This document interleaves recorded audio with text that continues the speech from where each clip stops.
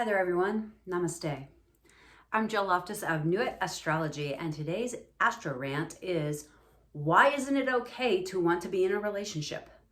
Why is it I keep having this issue come up over and over and for years, not just recently, but I even wrote a blog about this in 2010.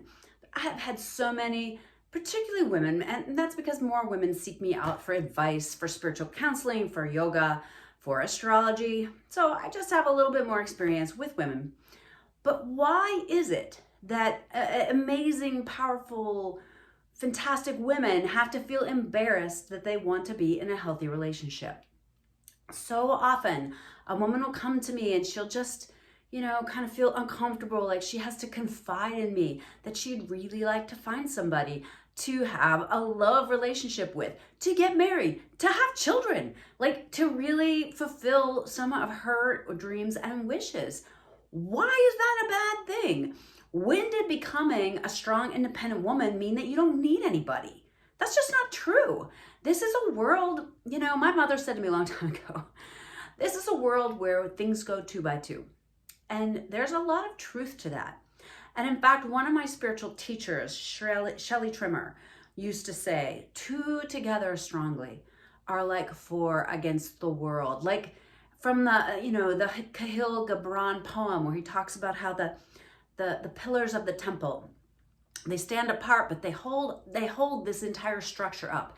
The two things come together and it creates alchemy, right? It creates something stronger, better, different.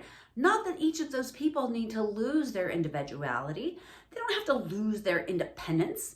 But if they're choosing each other and choosing to come together, it's incredible. It's wonderful.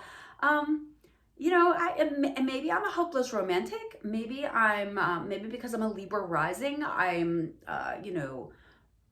lost without a partner, but I've always wanted to be with somebody. I remember being a little kid, sleeping alone in my bed, surrounded by, about 50 stuffed animals and thinking, I want something to snuggle with. What's wrong with that? There's nothing wrong with that.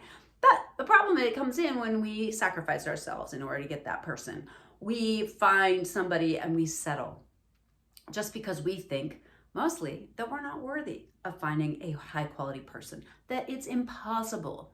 It's not impossible. Okay, I have to believe that there are incredible men or women that are looking for partners with other people that, that they want that too.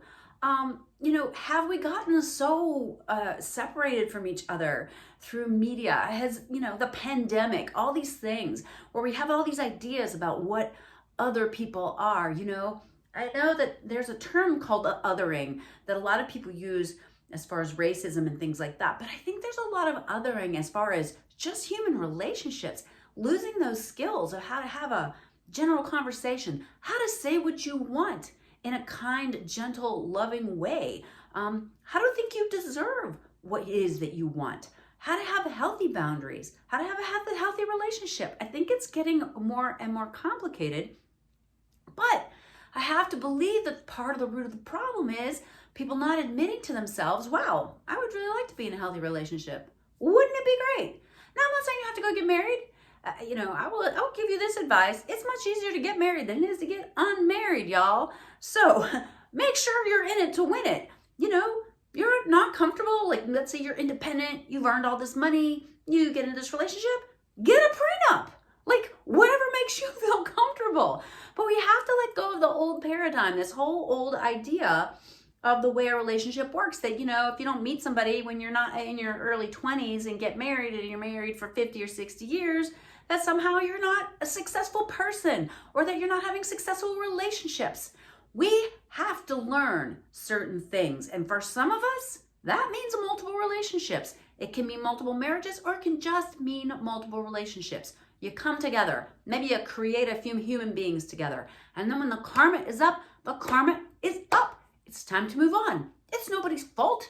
All right, maybe it is. So maybe somebody's not being, what you need in a relationship. Maybe you've grown apart. There's a million reasons why relationships fall apart.